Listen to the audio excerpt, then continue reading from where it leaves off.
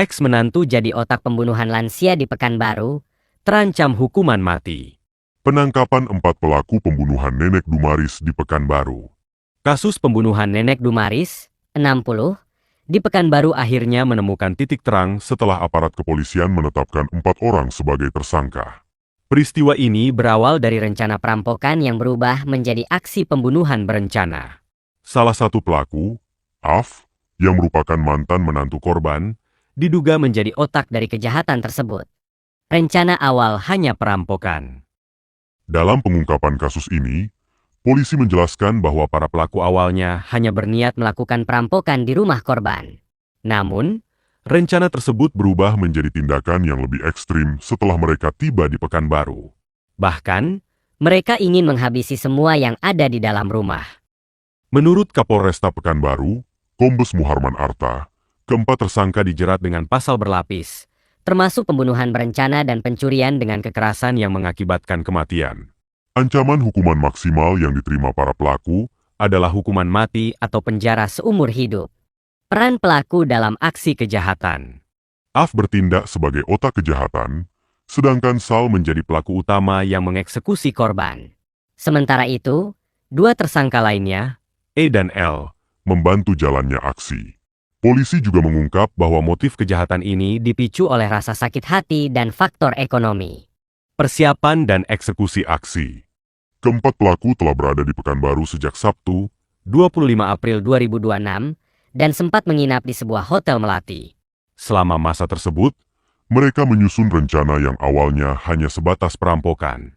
Namun, rencana tersebut berkembang menjadi rencana untuk menghabisi seluruh penghuni rumah korban, termasuk Arnold, anak korban. Pada hari kejadian, Af terlebih dahulu menghubungi Arnold dan mengajaknya bertemu di sebuah ruko. Setelah itu, para pelaku bergerak menuju kediaman korban dan masuk ke dalam rumah. Saat situasi dinilai lengah, Sal masuk ke dalam rumah dengan dalih menagih pembayaran taksi online. Ia kemudian melakukan kekerasan terhadap korban hingga menyebabkan korban meninggal dunia. Usai kejadian, jasad korban dipindahkan ke kamar mandi, sementara pelaku merusak kamera CCTV yang ada di rumah tersebut. Tak lama berselang, Arnold tiba di rumah. Namun ia tidak mengetahui kondisi ibunya lantaran dialihkan oleh Af dan L. Arnold kemudian diajak menuju wilayah Minas, Siak, dengan rencana akan dijadikan target berikutnya. Namun di tengah perjalanan, rencana tersebut urung dilakukan.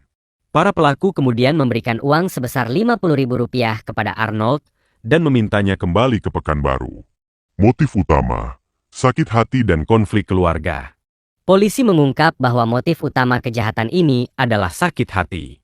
Af mengaku memiliki konflik pribadi dengan keluarga korban sejak masih tinggal bersama sebagai menantu.